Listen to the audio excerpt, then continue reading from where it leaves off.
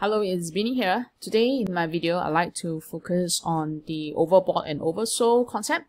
And as usual, in my video, in my lesson, I would be using the concept, the overbought, oversold relative to the current price. Okay, so last night, I had a trade in gold using Tor, which is the alien wash, and I'm just going to explain that if you had the same trade, then how can you use the overbought oversold concept and make it relevant for your current trade. Alright, so if you like this video and you like any other lessons, please do let me know by subscribing to my channel, or you can write email to me. Alright, so let's move on. Let's take a look at the chart in gold. Okay, then let's talk about where's our entry. Our entry in gold was at this bar here. So this was our entry. Let me just mark the bar. Alright, so if you had the entry in gold at this bar, right, then and price moved up, the question is that is price right now in the overbought region? Okay, so what is overbought then? Overbought, I would short form as OB. So it means that price is right now near to expensive. It might be at a high price, and potentially price might be expensive. So this is the meaning of overbought. Now then, what is oversold then? Now it means that price is right now in a cheaper price zone. It might be cheap now, and you might be actually looking for a buy opportunity because it has been actually sold for a long time, so it's oversold. Now, so however, we can't just be using overbought, oversold just as it is. It must be compared to something. So for example, let's take a look at chicken. Right, we know that Singapore right now there is ban of chicken from Malaysia. So therefore, prices of chicken might be actually going up. Okay. Now, if you look at the price of chicken, let's say before the stop of export from Malaysia to Singapore, then let's say the price was originally $10, right? Now, so that's the starting price. Now price move up, let's say to $15. So this is an increase in price. Therefore, you might want to say that this is like a overbought area because price has actually moved up for quite some time. However, now $15 as an overbought level is actually relative. Why is it relative? It's relative to the price range. Okay, for example, if chicken was in the past, high of $30. Alright, and then it has remained low and stagnant for a while at $10. Right, so a $15 price for one chicken is actually not that expensive. Okay, relative to, let's say, the previous range of $30. Right, $15 is considered like still acceptable because it's like, in the middle of that range of 30 to 10. Okay, so 15 might not be considered overbought. Okay. Now, however, if you see that in the past, that the chicken has always been at 16.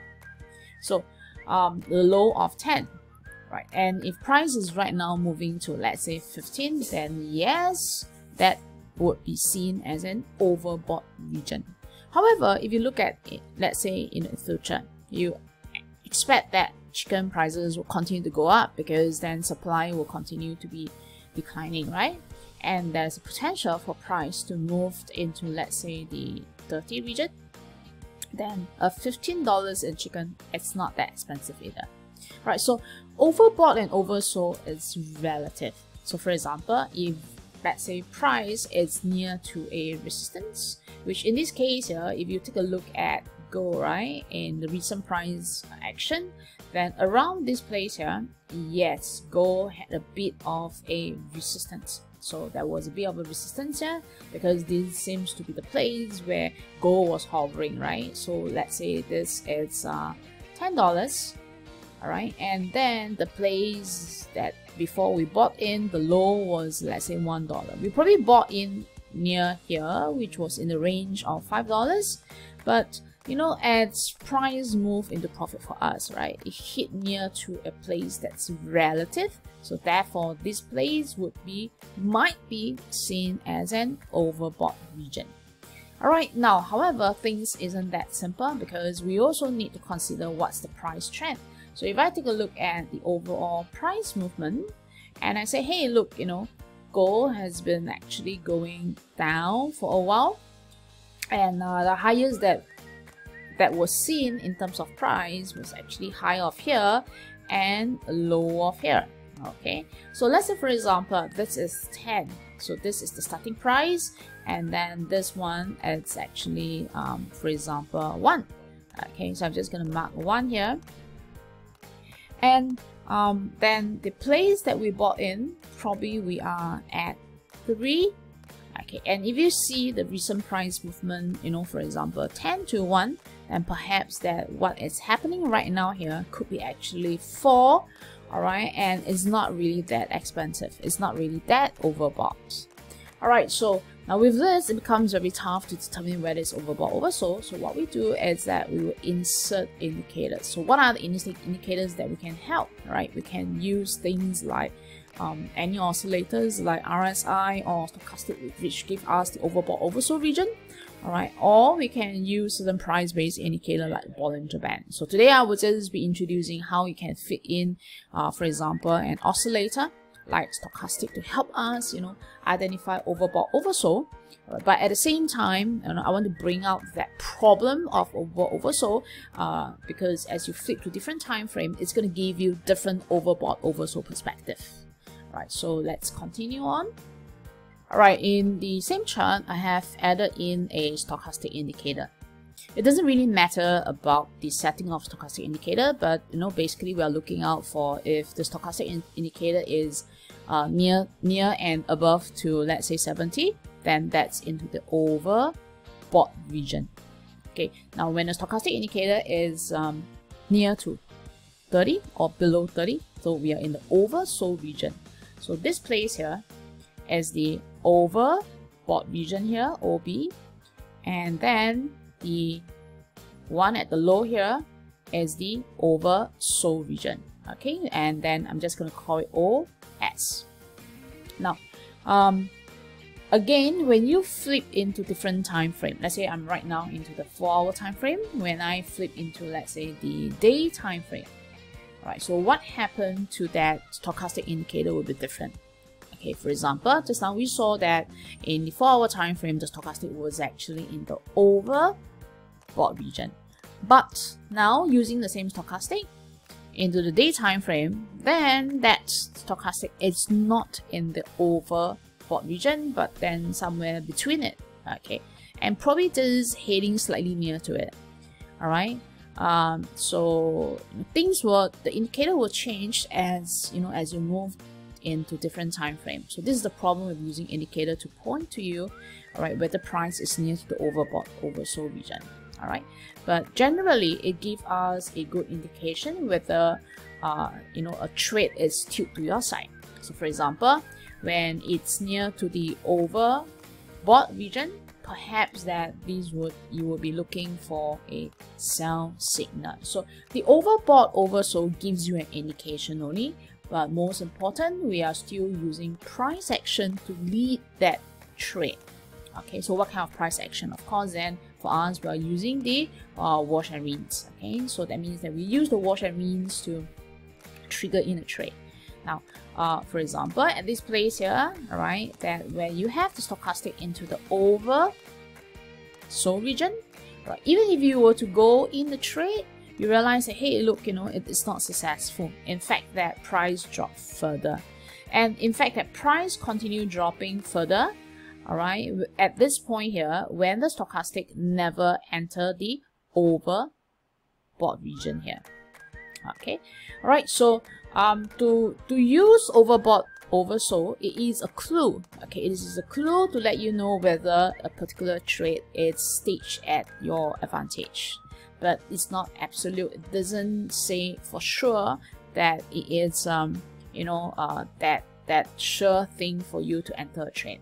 Therefore, for me, when I use overbought, oversold region, I use it as an indication, all right, as a added, evidence, all right, to support my trade. That means to support the price action that I'm going to take, right? So in this particular chart, how am I going to use it now? So since that price is near to the resistance, which is this resistance here, so that's the R.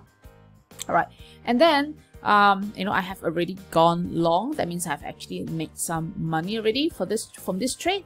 I will be taking note that, okay, since that the current price is near to the previous resistance, and since that the stochastic is turning a little bit at the high side, okay, I would want to actually shift my stop loss into break even or protect a little bit of profit, because then I'm afraid at this moment price might just turn down from a resistance, and probably the stochastic is a little bit towards the high side.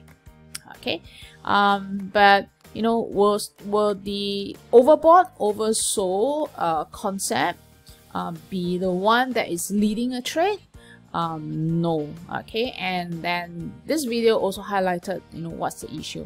That means when you are using overbought, oversold, it can vary, because when you are using in different time frame, it probably let you know the overbought, oversold in one particular time frame, and when you flip to the other time frame, then it's not overbought or oversold anymore. Things can change. Right now I'm actually in the weekly time frame. So if you look at the stochastic, the area of the stochastic, location of stochastic, then it is in the oversold region, and it just came up from the oversold region. Right, so it becomes very, very confusing. Therefore, to read overbought, oversold, it must always be read together with price. Okay, so for example, in the trade yesterday that we had, right, in terms of a long trade here, what you can do is that at least when you have entered this particular trade, right, stochastic or price in terms of its range is still not near to the high. Okay, so that's number one, because when we enter the trade, if you take a look at that, this place might be a 10 or this might be a 1, at least we're entering near to the region of maybe 6. Okay, still there's space to 10. Okay, second. Alright, I tend not to favor the use of this overbought, oversold from indicators. If I want to use it, then I would want to use it on a higher time frame. That means that I want to see it from the day perspective, and to know that when I'm entering the trade, at least it is not at the overbought region if I'm buying. So if I'm buying, at least it is not expensive. Alright, not saying that it is cheap, but at least it is not that expensive.